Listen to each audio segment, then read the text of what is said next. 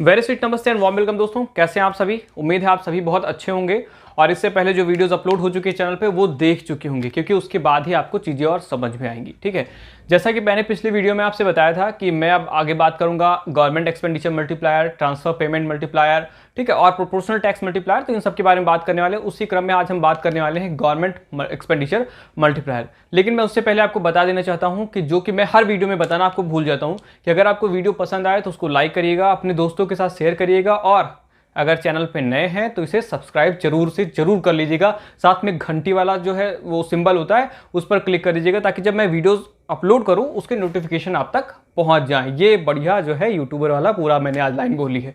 ठीक है, बहुत प्रैक्टिस करनी पड़ी इस लाइन को बोलने के लिए। तो चलिए स्टार्ट करते हैं। गवर्नमेंट एक्सपेंडिचर मल्टीप्लायर, मैंने सबसे यहाँ पहले ही लिख दिया है गवर्नमेंट एक्सपेंडिचर मल्टीप्लायर। देखिए, मैंने मल्टीप्लायर आपको पिछले वीडियो में बता रखा था। ठीक है, मल्टीप्लायर होता क्या है। माइक अगर सब देख लें एक बार, लगा है सही से। सही है। सो क्या ना पिछली बार की तरह क्या हुआ था ना, आप जानते हैं कि माइक निकल गया, माइक लगाया ही नहीं, मैंने पूरा वीडियो बना डाला, तो इसलिए मैंने इसको एक बार फिर से चेक किया है। गवर्नमेंट एक्सपेंडिचर मल्टीप्लायर में पिछली बार हमने आपको मल्टीप्लायर बता दिया था, लेकिन इंडियन कल्चर में अगर आप कोई धारावाहिक देखते हैं तो उसमें क्या होता है, पिछला कुछ रिकैप जरूर दिखाते हैं ताकि आप पिछले स्टोरी को थोड़ा देख लो और उससे रिकनेक्ट कर पाओ। तो मैं भी यहाँ थोड़ा आपको रिकैप दिखाने की कोशिश करूंगा जरूर। ठीक है, गवर्नमेंट एक्सपेंडिचर को छोड़ते हैं, सबसे पहले मल्टीप्लायर की बात करते हैं, जो कि हमने पिछली बार किया था, जिसको के से डिनोट करते हैं। और इसको सबसे पहले किसने दिया था, रिचर्ड एफ काहन ने दिया था। क्यों, कब दिया था, 1931 में दिया था। उसके बाद कौन आए, जे एम कीन्स आए। ठीक है, कौन आए, जे एम कीन्स आए, और इन्होंने इसको 1936 में अपनी एक बुक पब्लिश की जिसका नाम था the general theory of employment, interest and money, जिसको हम नॉर्मली जीटी थ्योरी या जनरल थ्योरी ही कहते हैं। ठीक है, ग्रांड ट्रैक रोड मत समझ लेना इसको। तो उन्होंने क्या किया, उन्होंने इसको एज अ इनकम और इन्वेस्टमेंट मल्टीप्लायर, क्या इन्वेस्टमेंट मल्टीप्लायर के रूप में दिया। और आर एफ काहन ने किस में दिया था, रिचर्ड एफ काहन ने किस में दिया था, इसको इन्होंने एम्प्लॉयमेंट मल्टीप्लायर के रूप में दिया था। ठीक है, रिकैप कितना सिंपल सा था, पिछली बार बताया था, लेकिन मैं फॉर्मूला भी आपको यहाँ बता देना चाहता हूँ, क्योंकि जो फॉर्मूला मैं बताने जा रहा हूँ इसी फॉर्मूले को हम फिर से डिराइव करेंगे। क्यों, क्योंकि ये गवर्नमेंट एक्सपेंडिचर वाला भी है। ठीक है, क्या बताया था, के इज इक्वल टू डेल्टा के अपॉन डेल्टा आई, यानी मल्टीप्लायर क्या है, इन्वेस्टमेंट में हम अगर कुछ इंक्रीज करते हैं तो उससे इनकम में कितने गुना वृद्धि होती है।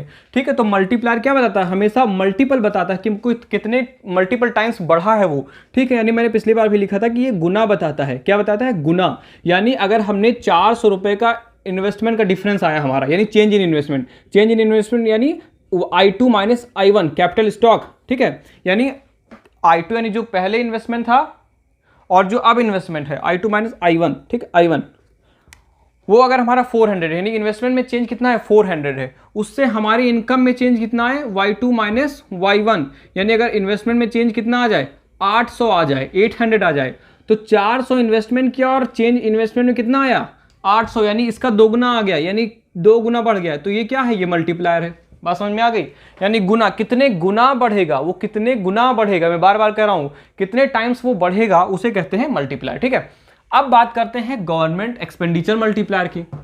ठीक है, तो यहां क्या हो रहा था, इन्वेस्टमेंट की बात कर रहे थे, अब यहीं पर हम बात करेंगे कि गवर्नमेंट एक्सपेंडिचर करती है। देखो, मैं एक चीज आपको यहां क्लियर कर देना चाहता हूं। ठीक है, कि जो इकोनॉमी होता है ना, उसमें 4 इंजन होते हैं। अगर हम जीडीपी को जब कैलकुलेट करते हैं, जीडीपी को, ठीक है, जीडीपी को जब कैलकुलेट करेंगे एक्सपेंडिचर मेथड से, ठीक है, एक्सपेंडिचर मेथड से करते हैं तो क्या आता है, aggregate demand is equal to Y is equal to क्या आता है, एक आता है कंजप्शन एक्सपेंडिचर, जिसमें आता है प्राइवेट फाइनल कंजप्शन एक्सपेंडिचर, ठीक, plus government final consumption expenditure, plus GFCF यानी gross fixed capital formation, plus क्या आता है, एक्सपोर्ट माइनस इंपोर्ट। ठीक है, ये 4 मोटे मोटे इंजन होते हैं, जिसमें सबसे बड़ा इंजन कौन सा होता है, प्राइवेट फाइनल कंजप्शन एक्सपेंडिचर। इसके बारे में भी और भी हम डेटा सहित बात करेंगे आने वाले वीडियोस में। तो जो गवर्नमेंट फाइनल कंजप्शन एक्सपेंडिचर जो गवर्नमेंट करती है ना, वो जो गवर्नमेंट एक्सपेंडिचर करती है एक्चुअली उसको एक्सपेंडिचर ही कहते हैं, उसको हम इन्वेस्टमेंट नहीं करते हैं। यानी जो गवर्नमेंट खर्चा करती है उसको हम क्या कहते हैं, उसको हम एक्सपेंडिचर कहते हैं। यानी मैंने आपको एक्सपेंडिचर कहाँ रखा जाता है, भारत के जीडीपी की कैलकुलेशन में। देखो 3 मेथड होते हैं जीडीपी की कैलकुलेशन के, कौन कौन से, वैल्यू एडेड मेथड, दूसरा इनकम मेथड और तीसरा एक्सपेंडिचर मेथड।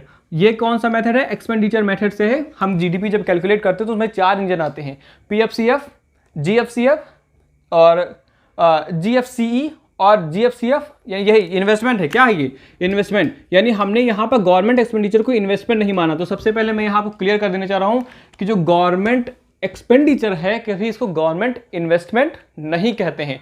ठीक है, क्यों नहीं कहते हैं? क्योंकि इन्वेस्टमेंट जो होता है ना, जो इन्वेस्टमेंट होता है वो हमेशा किस मोटिव से होता है? वो हमेशा प्रॉफिट के मोटिव से होता है। लेकिन जब गवर्नमेंट कोई चीज़ खर्च करती है, गवर्नमेंट कोई चीज़ देखो, आज काला मार्कर सही है, एक्चुअली मेरे पास था लेकिन मुझे पता नहीं था कि ये मार्कर रखा हुआ है, आज मैं चेक किया तो चल गया।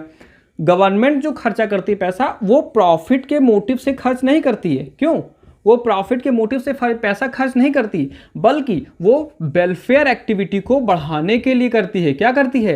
वेलफेयर एक्टिविटी को बढ़ाने के लिए पैसा खर्च करती है कि समाज का कल्याण हो। स्टेट का स्थापना ही इसीलिए हुई ताकि हम एक वेलफेयर स्टेट की स्थापना कर सकें। यानी स्टेट, राज्य यानी सरकारें इसीलिए होती हैं ताकि वो वेलफेयर मोटिव का स्टेट बना सके, जिसमें सबका जो है भला हो, सबका भला हो, सबका सही हो, अपना भी लेकिन पहले सही हो। कुछ ऐसे गाना भी है। ठीक है, तो यहाँ क्या, गवर्नमेंट एक्सपेंडिचर को हमेशा गवर्नमेंट एक्सपेंडिचर ही कहते हैं। गवर्नमेंट जब भी खर्चा करती है उसको क्या कहते हैं? Government expenditure. कभी भी उसको गवर्नमेंट इन्वेस्टमेंट नहीं कहते हैं। शायद आपके मन में एक क्वेश्चन रहा होगा, तो उसका मैंने यहाँ पे आंसर दे दिया।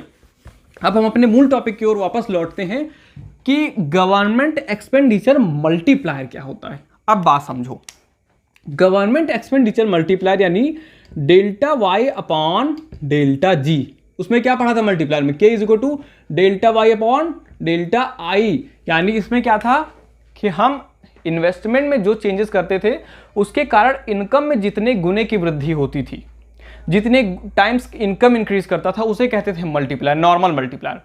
लेकिन अब यहां बात हो रही है गवर्नमेंट एक्सपेंडिचर, तो जहां पर हम रख रहे थे इन्वेस्टमेंट, वहां हम रख देंगे गवर्नमेंट एक्सपेंडिचर।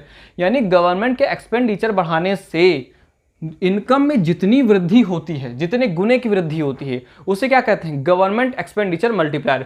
जैसे जैसे गवर्नमेंट एक्सपेंडिचर बढ़ेगा, जैसे जैसे गवर्नमेंट एक्सपेंडिचर बढ़ेगा, लोगों की इनकम क्या होगी? बढ़ेगी। सर आप ऐसा क्यों कह रहे हैं कि गवर्नमेंट एक्सपेंडिचर बढ़ाएगी तो लोगों की इनकम बढ़ेगी? देखो, जब गवर्नमेंट एक्सपेंडिचर करती है, मैं ये भी बताऊंगा कि गवर्नमेंट एक्सपेंडिचर करने से क्यों बचती है, या जो किए हुए इन्वेस्टमेंट को पुल आउट करने या पीछे खींचने में क्यों, मतलब उसका क्या क्या कारण है जिसके कारण वो जो है जो इन्वेस्टमेंट कर रखा है उसे पीछे नहीं खींचती है। उसका कारण है मल्टीप्लायर इफेक्ट। मल्टीप्लायर इफेक्ट के बारे में थोड़ा बात मैं और करूंगा जब उसका प्रोसेस की बात करूंगा। तब यहां समझो कि जो गवर्नमेंट है ना, गवर्नमेंट एक्सपेंडिचर करने से इनकम कैसे बढ़ती है? जब गवर्नमेंट एक्सपेंडिचर होगा तो नए नए जॉब्स क्रिएशन होंगे। ठीक है, नए नए फर्म्स खुलेंगे, नए नए कंपनियां खुलेंगी।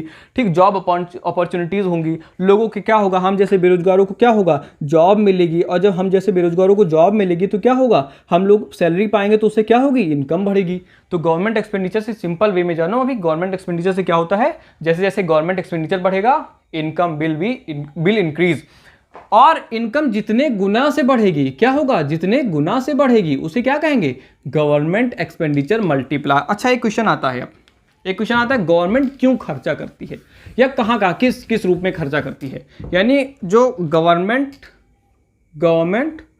फाइनल कंजप्शन एक्सपेंडिचर है, ठीक है, या इसको कह लो सिंपल, गवर्नमेंट एक्सपेंडिचर जो है ये कहाँ कहाँ करती है? वो दो मोटिव के लिए करती है। सिंपल, पहले क्या कहाँ कहाँ करती है?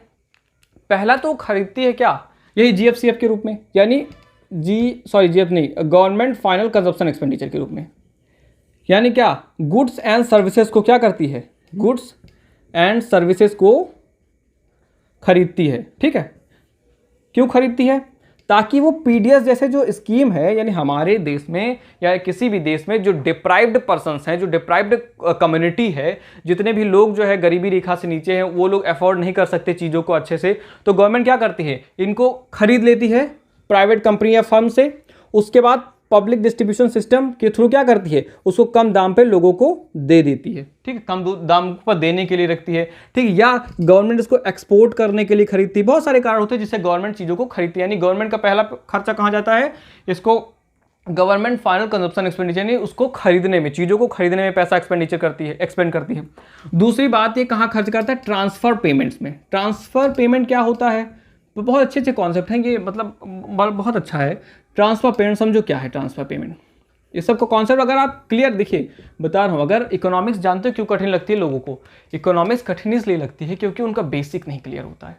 जब उनको मेन छोटे छोटे टॉपिक नहीं पता होते, जैसे अब ट्रांसफर पेमेंट क्या है, ट्रांसफर पेमेंट हम नहीं जाने, हम खाली इतना जानते हैं गवर्नमेंट दो तरह एक्सपेंडिचर करती है, एक तो गुड्स एंड सर्विसेज खरीदते हैं, दूसरा ट्रांसफर पेमेंट। हमने थोड़ा पूछ लिया बढ़कर ट्रांसफर पेमेंट क्या है, खिसक गए वो काम खत्म हो गया। अब जब उनसे पूछेंगे ट्रांसफर पेमेंट क्या है, नहीं बता पाएंगे तो फिर क्या कहेंगे वो, मेरी इकोनॉमिक्स थोड़ा वीक है, मुझे नहीं आती। अरे भाई आपने सही से पढ़ी नहीं उसे, ठीक है, आपने क्या क्या फोकस नहीं किया चीज़ों पर कि जो कॉन्सेप्ट आपने ट्रांसफर पेमेंट कहकर चले गए वो ट्रांसफर पेमेंट है क्या आखिर। देखो ट्रांसफर पेमेंट क्या है, कुछ और नहीं है, ये गिफ्ट है एक तरह। सरकार क्या करती है, जैसे सरकार जो है कुछ ओल्ड एज पेंशन के रूप में देती है कुछ पैसा, सब्सिडी कह लीजिए इसको, सबसे अच्छा शब्द आ जाता है सब्सिडी, ठीक है। अच्छा मैं यहाँ एक शब्द और आपको बता देता हूँ, लेकिन इसका एक्सप्लेनेशन अभी नहीं करूँगा क्योंकि ऐसे भी बहुत कुछ अभी एक्सप्लेन करना है, ठीक है। सब्सिडी को या ट्रांसफर पेमेंट को क्या कहते हैं, इसे हम कहते हैं निगेटिव टैक्स। ये जान लो, केरल में ये जो केरला सेट होता है KSET, इसमें क्वेश्चन पूछा गया था कि जो सब्सिडी या जो ट्रांसफर पेमेंट होता है उसे क्या कहते हैं, नेगेटिव टैक्स। या नेगेटिव टैक्स किसको कहते हैं, सब्सिडीज को कहते हैं, ठीक है। सब्सिडीज एक्चुअली एक नेगेटिव टाइप के टैक्स होते हैं, अभी मैं इसको समझाऊंगा नहीं, मैं केवल बता रहा हूं आपको, इसको नोट कर लीजिए कहीं भी कि जो सब्सिडी होती है या ट्रांसफर पेमेंट होते हैं वो एक्चुअली क्या होते हैं, नेगेटिव टैक्स होते हैं, ठीक है। तो ट्रांसफर पेमेंट में क्या आ जाता है, एक सब्सिडी आ जाता है, या इसको कह लिए ओल्ड एज पेंशन आ जाती है, ठीक है, ओल्ड एज पेंशन आ जाती है, ठीक है। और जो हम क्या करते हैं, गैस सिलेंडर सब्सिडी के नाम लेते हैं, बहुत लोग चिढ़ जाएंगे क्योंकि इस समय इतना हाई उसकी प्राइस रहती है, क्या गैस सिलेंडर की सब्सिडी है, यानी सब्सिडी में आ गया। तो जो ट्रांसफर पेमेंट है, गवर्नमेंट ऑफ इंडिया क्या करती है, गवर्नमेंट ऑफ इंडिया या कोई भी गवर्नमेंट क्या करती है, उसको आपको फ्री प्रोवाइड करनी है, उससे आपको कोई चार्ज नहीं लेती बल्कि आपको प्रोवाइड कराती है। क्यों, क्योंकि गवर्नमेंट क्यों कराएगी ये सब, क्योंकि उसे बनाया ही इसीलिए गया है कि आप ऐसे लोगों को सहयोग करो जो कि डिप्राइव्ड हैं, जो कि पीछे हैं, जो कि उनको अवेल नहीं कर सकते। गवर्नमेंट इसीलिए क्या करती है, ट्रांसफर पेमेंट के रूप में सब्सिडीज, ओल्ड एज पेंशन, विधवा पेंशन और ऐसे ऐसे चीजों को जो है लोगों को प्रोवाइड कराती है। तो आपको ये पता चल गया ना कि गवर्नमेंट एक्सपेंडिचर कैसे कैसे होता है। अब बात करते हैं जो हमारा मेन टॉपिक है, मतलब ये अब सोचो बैकग्राउंड आपको जब तक मैं क्लियर नहीं करूंगा ना तब तक आपको बातें समझ में नहीं आएंगी। अच्छा दो चीज़ें और समझा दूं मैं, तब आपको मैं यहाँ पर ले जाता हूँ वापस, ताकि मुझे भी आसानी रहेगी और आप भी समझ जाएंगे कि ये आखिर होता क्या है। एक मैं समझाता हूँ आपको, एक शब्द आता है आपने बहुत सुना होगा, lump sum tax. Lump sum tax, ठीक है, ये कौन सा टैक्स होता है आखिर, ठीक है। देखो लंप सम टैक्स है जो है, मैं लिखते चलता हूँ, ठीक है। इस बार लंप सम टैक्स रेड से लिखता हूँ। Lump sum tax is a fixed tax, fixed amount of tax, ठीक है। लंप सम टैक्स क्या है, एक फिक्स्ड अमाउंट ऑफ टैक्स है, ठीक है। That does not change with the change in output, जो कि आउटपुट में चेंज होने से लंप सम टैक्स में कोई चेंजेस नहीं होंगे। इसको हम एक चीज और कहते हैं, इसको हम पोल टैक्स भी कहते हैं। क्या कहते हैं इसको, पोल टैक्स कहते हैं, because this is imposed same amount on every person, ठीक है। जो इसको पोल टैक्स, खंभा देख रहे हैं आप, ठीक है, खंभा, पोल खंभा, यानी खंभे की अगर ऊंचाई 52 मीटर है तो 52 मीटर वो सभी के लिए है, चाहे वो गरीब होगा, चाहे वो अमीर होगा, चाहे वो छोटा होगा, बड़ा होगा। अगर यहां कोई खड़ा है तो उसके लिए खंभे की ऊंचाई 52 मीटर ही है, इसीलिए इसको पोल टैक्स कहते हैं। क्योंकि जो लमसम टैक्स होता है वो सभी लोगों को, चाहे वो रिच हो, ठीक है, चाहे वो रिच हो, चाहे वो क्या हो, पुअर हो, उन सभी को क्या होगा, बराबर रूप से देना पड़ेगा। यानी इन दोनों को सेम रूप क्या होगा, इनका टैक्स जो क्या होगा, लमसम टैक्स क्या होगा, इनके लिए सेम होगा। एक चीज और समझो तब मैं आपको और बताता हूं इसमें, मतलब इकोनॉमिक्स में सारी चीज लिंक है, अभी देखो मैं कहां तक ले जाता हूं आपको इसमें, ठीक है। मैं समझाऊंगा पूरा, थोड़ा धैर्य से समझना, ठीक है, भागना मत, अभी सारी भी चीजें क्लियर होंगी। जैसे स्टार्टिंग में हम उलझते चलेंगे, बाद में सुलझते भी रहेंगे। ये सब मैं पहले इसलिए बता रहा हूं क्योंकि अभी आएंगे सामने ये सब। लमसम टैक्स, इसको हम, ये जो है रिग्रेसिव नेचर का होता है, ठीक है। क्या होता है, रिग्रेसिव नेचर का होता है, ठीक है। रिग्रेसिव नेचर यानी क्या, रिग्रेसिव नेचर यानी गरीबों से ज्यादा टैक्स और अमीरों से कम टैक्स। देखो जब अब इनके मैं 3 भाइयों बहनों को भी बता दूं, ठीक है, तीन भाइयों बहनों को भी बता देता हूँ रिग्रेसिव नेचर का, लेकिन उससे पहले समझो आप, जो रिग्रेसिव नेचर का टैक्स होता है यानी जो गरीब होते हैं उन पर कम लगता है, उन पर ज़्यादा लगता है, और जो अमीर होते हैं उन पर क्या होता है, कम लगता है। सर अभी तो आपने बताया था कि पोल टैक्स सभी पर समान लगता है, बिल्कुल मैंने बताया था कि सभी पर समान लगता है, लेकिन जब आप रिच की बात करोगे और जब आप पुअर की बात करोगे, मान लिया 50 रुपए का लमसम टैक्स है, ठीक है, 50 रुपए जो है लमसम टैक्स पेमेंट करना है, सभी के लिए बराबर है, वो रिच के लिए भी बराबर है लेकिन और पुअर के लिए भी बराबर है। अब देखो कैसे डिफरेंट हो जाता है, पुअर के लिए वो ज़्यादा हो जाता है और रिच के लिए कम हो जाता है। अगर प्रोपोर्शन ऑफ इनकम देखो, प्रोपोर्शन ऑफ इनकम आपकी बात करो आप, प्रोपोर्शन ऑफ इनकम की, तो जो रिच की इनकम होती है, ठीक है, वो मान ले 1 लाख रुपए महीने कमा रहा है, ठीक, कितने हुए, 1 लाख रुपए महीने कमा रहा है। अब 1 लाख रुपए में से उसे 50 रुपए टैक्स देना है, तो उसका प्रोपोर्शन ऑफ इनकम क्या हुआ, कुछ नहीं हुआ, 50 बटे 1000 गुणे 100 कर लो आप, ठीक है, यानी कितना हो गया 50 अपॉन 1 लाख इंटू 100, 0.05%। और वही अगर रिच के लिए 50 रुपए उसको देना है और उसकी इनकम क्या है, 100 रुपए है, अरे भाई पुअर उसी को है ना, इतनी 100 रुपए इनकम है, आप सपोज करो उसका 50% पड़ गया, तो सबसे ज्यादा किस पर लगा, सबसे ज्यादा टैक्स किस पर लगा, पुअर पर लगा ना। रिग्रेसिव नेचर का हुआ ना कि कम इनकम वाले पर ज्यादा टैक्स और ज्यादा इनकम वाले पर कम टैक्स, इसे रिग्रेसिव टैक्स कहते हैं, ठीक है। यानी जो पोल टैक्स होता है, पहले बात समझो आप, लमसम टैक्स जो है सभी पर समान लगता है, लेकिन ये रिग्रेसिव नेचर का इसलिए होता है क्योंकि प्रोपोर्शन ऑफ इनकम जो पुअर पे करता है वो ज्यादा होता है रेदर देन रिच। अब समझो यहां पर कि मैं यहां जो रिग्रेसिव इनकम के 3 भाई और भी हैं, कौन कौन समझ लो। जब टैक्स को हम जस्टिस एंड, लो मार्कर काम खत्म हो गया, देखो जब जस्टिस और टैक्स वेट के बेसिस पर बांटते हैं, जस्टिस और टैक्स वेट के बेसिस पर बांटते हैं, तो क्या होता है, तो 4 प्रकार के टैक्स होते हैं। पहला होता है प्रोपोर्शनल टैक्स, प्रोपोर्शनल टैक्स, ठीक। दूसरा होता है प्रोग्रेसिव टैक्स, ठीक। तीसरा होता है रिग्रेसिव टैक्स, और चौथा होता है डिग्रेसिव टैक्स, ठीक। बात समझ रहे, इसको मैं एक्सप्लेन नहीं करने जा रहा हूं, समझ लो, अभी छोटे छोटे ग्राफ बना दे रहा हूं। प्रोपोर्शनल मतलब सभी को समान प्रोपोर्शन में, जिन तुम्हारी इनकम 2000 है तो तुम पर 10% का टैक्स लगेगा, तुम्हारी इनकम 4000 है तुम पर भी 10% टैक्स लगेगा, तुम्हारी इनकम 4000 का 10% टैक्स दो, और तुम्हारी इनकम 2000 तो तुम 2000 का 10% दो, यानी proportional income tax. Progressive income tax क्या, यानी इस तरह ग्राफ बनता है, इधर इनकम लेते हैं और इधर लेते हैं टैक्सेशन। प्रोग्रेसिव टैक्सेशन यानी तुम्हारी इनकम जैसे जैसे बढ़ती जाएगी वैसे वैसे तुम्हारा टैक्स रेट बढ़ता जाएगा। जो वर्तमान में बजट पेश किया जाता है उसमें जो टैक्स स्लैब बनाए जाते हैं वो क्या होते हैं कि 3 लाख से 5 लाख की इनकम वाले इतने 25% टैक्स देंगे, 2 लाख से कम वाले इतने % टैक्स देंगे, इतने से कम वाले कुछ टैक्स नहीं देंगे। तो वो क्या है, प्रोपोर्शनल टैक्सेशन सिस्टम है, ठीक है। उसके बाद जब रिग्रेसिव टैक्सेशन की बात करते हैं तो क्या होता है, ज़्यादा जो ये ऐसे इसका ग्राफ बनता है डाउनवर्ड स्लोपिंग, यानी जो गरीब होते हैं उन पर ज़्यादा टैक्स और अमीर होते हैं उन पर कम टैक्स होता है।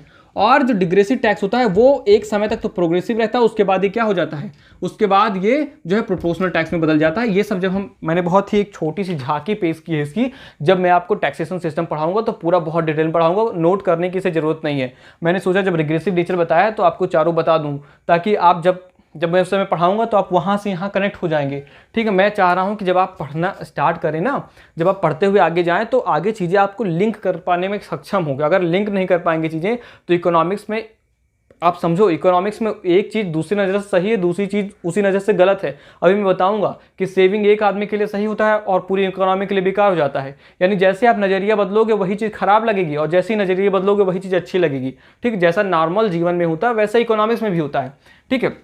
फर्जी सब हवा बनाए हैं इकोनॉमिक्स को। तो रिग्रेसिव नेचर का टैक्स होता है लमसम टैक्स। लमसम टैक्स के बारे में मैंने कितनी विशेषता बताई, सुन लो एक बार। ये फिक्स्ड अमाउंट ऑफ टैक्स होता है that does not change with the change in output, पहला।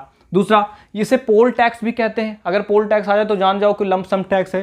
क्यों, this is the same amount on every person, सभी पर समान रूप से लगता है। ये रिग्रेसिव नेचर का होता है। और दूसरी बात एक और समझ लो कि जो लमसम टैक्स होता है ना, वो फर्म्स की फिक्स्ड कॉस्ट में बढ़ोतरी कर देता है, नॉट इन वेरिएबल कॉस्ट, ठीक है। वेरिएबल कॉस्ट में कोई बढ़ोतरी नहीं करता, variable cost as a same रहती है, ठीक है।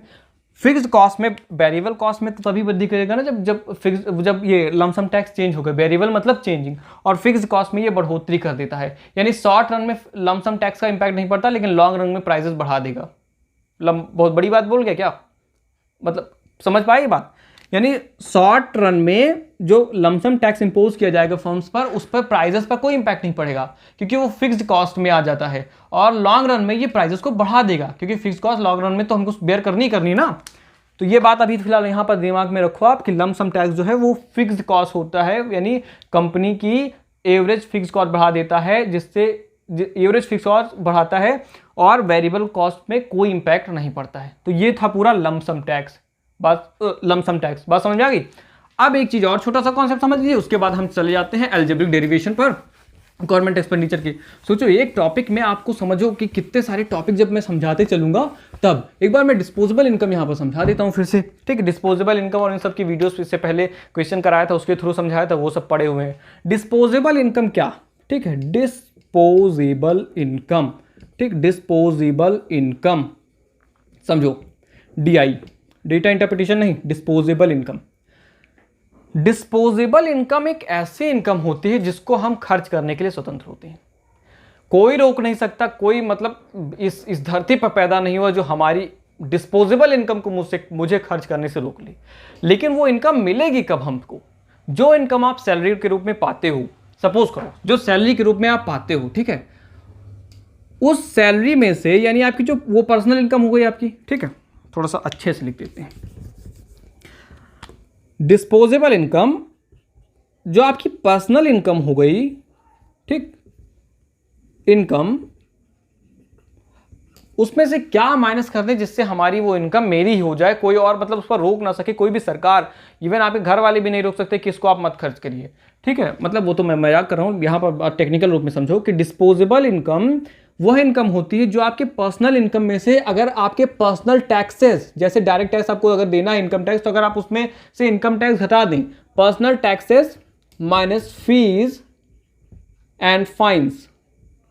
ठीक है, अगर आप अपने पर्सनल इनकम में से आप टैक्सेस को घटा देते हैं, माइनस फीस एंड फाइन्स को इंक्लूड कर लो, घटा देते हैं, तो क्या कहते हैं उसको कहते हैं डिस्पोजेबल इनकम। क्या कहते हैं उसको कहते हैं अभी हिंदी डिस्पोजेबल इनकम की नहीं पता मुझे, लेकिन हाँ स्वतंत्र आय डिस्पोजेबल मतलब पता नहीं, तो अभी उसका हिंदी मुझे देखूंगा, अगर मिल जाएगा तो मैं लिख दूंगा।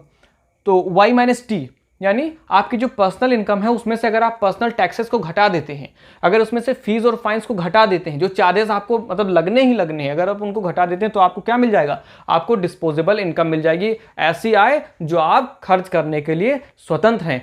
अब बात आते हैं, अब मतलब समझो कि अब मैं बता रहा हूं आपको कि हम लोग किस लेवल पर पहुंचे हैं, इसको सॉल्व करने के लिए किस लेवल पर पहुंचे हैं। देखो अभी हम समझ लो, अब हम लोग जीरो लेवल पे आए हैं। ठीक है, अभी तक हम लोग यहाँ थे, अब यहाँ से बढ़ते जब हम लोग डिस्पोजेबल इनकम समझ गए, लंप सम टैक्स समझ गए, हमने क्या गवर्नमेंट एक्सपेंडिचर समझ लिया, ठीक है, जब इन सब चीज़ों को समझ लिया तब हम समझ लो अब जीरो लेवल पर। अब यहाँ से हम अलजेब्रिक इक्वेशन को स्टार्ट करने की कोशिश करेंगे।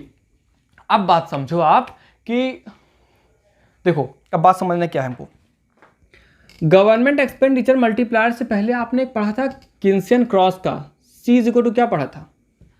C इज इक्वल टू आपने पढ़ा था A प्लस बी वाई, और यहां जो y है ये y नहीं है, ये YD है, इसीलिए मैं तेज से बता रहा था। YD यानी डिस्पोजेबल इनकम। अब देखो बात आने लगी साथ, YD यानी डिस्पोजेबल इनकम। ये क्या है? YD डिस्पोजेबल इनकम है, यानी C is equal to consumption function of linear consumption function is equal to A plus B Y D. समझ गया? अब समझो, अब YD बराबर क्या होता है? Y माइनस टी होता है ना T। YD is equal to Y minus T. Y क्या है यहाँ की? आपकी इनकम, ठीक, और जो पर्सनल इनकम है, और T क्या है यहाँ पे? लमसम टैक्स है। क्या है ये लमसम टैक्स है, ये लमसम टैक्स। इतनी देर लमसम टैक्स हम मतलब पागल है, कितनी देर समझाया आपको है? आपको मतलब मैं बेवकूफ़ थोड़ी था कि इतनी देर समझा रहा था लमसम टैक्स क्या है, कि टॉपिक हमारा गवर्नमेंट एक्सपेंडिचर मल्टीप्लायर है। समझा आप आए हैं जो है ये लमसम टैक्स, हम मतलब फर्जी समझा रहे हैं सर जी। अब बात समझ में आई कि मैं लमसम टैक्स और डिस्पोजेबल इनकम के बारे में बात क्यों कर रहा था। ठीक है, तो यहाँ क्या हुआ, Y D is equal to Y minus T हो जाएगा। ठीक है, अब इसको क्या करिए, इस वाई डी की जगह यहाँ रख दीजिए इसको, तो सी इज इक्वल टू क्या हो जाएगा, A plus B Y minus T हो जाएगा। इक्वेशन मान लो, मान लो, चलो अगर आप नोट कर रहे हैं तो उसको मान लीजिए। फिर इक्वेशन नंबर 1, क्योंकि हम जानते हैं y इज इक्वल टू क्या होता है। ठीक है, जब आप मॉडल पढ़िए तो y बराबर क्या होता है, consumption plus investment plus government expenditure. ठीक है, consumption plus income plus consumption, income is equal to consumption plus investment plus government expenditure. क्यों गवर्नमेंट एक्सपेंडिचर, क्योंकि हम यहाँ 3 सेक्टर मॉडल लेकर चल रहे हैं, यानी जहाँ 2 सेक्टर मॉडल में कौन होता है, केवल हाउस होल्ड होते हैं और फर्म्स होती हैं। 3 सेक्टर मॉडल में कौन होता है, कंजप्शन, यानी गवर्नमेंट भी इंट्रोड्यूस हो जाती है, इसलिए यहाँ ले रहे हैं। हम 4 सेक्टर मॉडल की बात नहीं कर रहे हैं, हम किस मॉडल में बात कर रहे हैं, हम 3 सेक्टर मॉडल में बात कर रहे हैं। 3 सेक्टर मॉडल, 3 सेक्टर मॉडल में कौन कौन होता है, 3 सेक्टर मॉडल में कौन कौन होता है, एक होता है हाउस होल्ड, ठीक, दूसरा होता है फर्म्स, ठीक, और तीसरा कौन होता है, आ जाता है गवर्नमेंट का जो है इंटरवेंशन स्टार्ट हो जाता है, गवर्नमेंट भी आ जाती है। चौथे सेक्टर में कौन आता है, फॉरेन सेक्टर आ जाता है। चौथा अगर बात करें ओपन इकोनॉमी की, तो उसमें फॉरेन सेक्टर आ जाता है, एक्सपोर्ट और इंपोर्ट को भी हम शामिल कर लेते हैं। लेकिन यहाँ हम 3 सेक्टर मॉडल की बात कर रहे हैं, ना कि 4 सेक्टर मॉडल की बात कर रहे हैं। ठीक है, तो y इज इक्वल टू, अब यहाँ लिखो c की वैल्यू यहाँ पुट करो, c की वैल्यू कहाँ पुट करो, यहाँ पे c इज इक्वल क्या होता है, a plus B Y minus T plus G. हो गया, इतना समझ में आया, दिखाई दे रहा है कि नहीं दिखाई दे रहा है, होप दिखाई दे रहा होगा सब कुछ। ठीक है, y is equal to A plus B Y minus T plus G. ठीक है, अब देखो यहाँ पे क्या करेंगे, इसको हम खोल लेंगे, इसलिए मैंने थोड़ा ब्लैक मार्कर का यूज़ किया, आई थिंक अब ये दिखाई देगा, a plus B Y minus B T plus G. ठीक, इस बी वाई को क्या करेंगे, हम इधर पकड़ ले आएंगे, y minus B Y is equal to A plus A minus B T plus G. ठीक है, y कॉमन ले लेंगे हम, इधर क्या बचेगा, 1 minus B is equal to A minus B T plus G. इसको हम उधर ले जाएंगे, y is equal to 1/1 minus B A minus B T plus G. हुआ कि नहीं हुआ, इतना होगा, होगा भाई होगा। यहां देखो लमसम टैक्स क्या है, अब यहीं पर थोड़ा सा खेल शुरू होगा। देखो क्या है, यहां जो ए है वो आप जानते हैं कि ऑटोनॉमस कंजप्शन है। ठीक है, मतलब ये क्या है, स्थिर है। टैक्स क्या है, टी भी लमसम टैक्स है, ये भी कांस्टेंट है।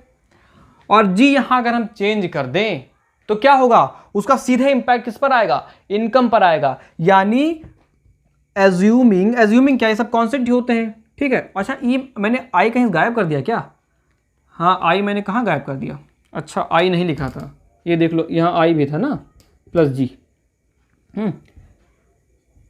आई प्लस जी, वही तो कह रहा हूँ, इन्वेस्टमेंट कहाँ गायब हो गया, आई प्लस जी। ठीक, आई प्लस जी, कुछ नहीं, खाली वो आई चला गया था ऐसे, बस आई प्लस जी, बस कुछ आई प्लस जी सब में जोड़ दीजिए बस। y is equal to 1/1 minus B A minus B T plus I plus G. यानी अगर इन्वेस्टमेंट t यानी टैक्स और a, ये तो कांस्टेंट ही रहता है, अगर कांस्टेंट रहे तो क्या करेंगे, अगर हम गवर्नमेंट एक्सपेंडिचर को बढ़ाते हैं, तो क्या होगा, आपका इनकम बढ़ेगा। यानी यहां से हम क्या ले लेंगे, इसको कांस्टेंट ले लेंगे, यानी इसको हम कह सकते हैं इस तरह, y is equal to 1/1 minus B, और इसको आप क्या करिए, कांस्टेंट को ले लीजिए a बार करके, या कांस्टेंट को छोड़ दीजिए आप ऐसे a बार। ठीक है, a बार लो, कभी भी चलता ही नहीं है, तो a bar into change in income into सीधे करो ऐसे पहले जी। ठीक है, यानी अभी कुछ हमने चेंज नहीं किया, बात समझ में आ रही ना, वो कंफ्यूज तो नहीं हो गया, अभी मुझे लग रहा है कंफ्यूज हो जाएंगे आप कहीं।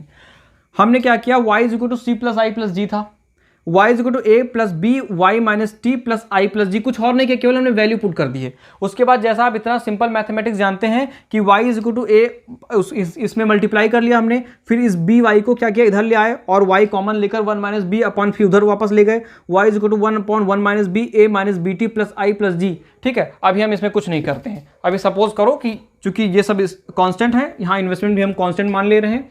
ठीक है, तो क्या हो गया ये जी, यानी अब चूंकि ये सब ए बार कांस्टेंट है, लिखा ऊपर कांस्टेंट, तो ये जब कांस्टेंट हो गया तो इसको बात ही खत्म हो गई इसकी, छोड़ो इसको। अब change in income is equal to क्या हो जाएगा, अब हम चेंज की बात करते हैं ना, चेंज का साइन ले लेंगे 1 माइनस बी डेल्टा जी। अब हमने दोनों वेरिएबल्स में चेंजेस ले लिए। पहले हमने क्या किया, बिना चेंज के लिया था, अब क्या किया, delta Y is equal to 1 upon 1 minus B delta G. ठीक है, डेल्टा जी यानी चेंज इन, भाई देखो अभी यहाँ कुछ चेंज था नहीं था, यह एब्सोल्यूट टर्म में लिखा था, हमने रिलेटिव टर्म में लिखा, यानी चेंज में चेंज दिखाया हमने। तो जब change in income upon change in government expenditure depends on marginal propensity to consume, B क्या है यहाँ पे, पिछले वीडियो में देखा नहीं था क्या, ये एमपीसी है, मार्जिनल प्रोपेंसिटी टू कंज्यूम, यानी delta Y upon delta G is equal to 1 upon 1 minus B.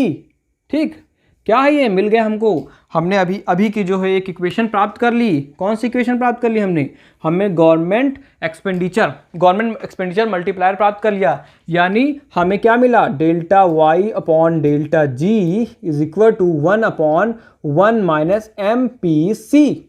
ठीक है, क्या मिल गया हमें, इसे क्या कहेंगे, इसे हम कहेंगे गवर्नमेंट एक्सपेंडिचर मल्टीप्लायर।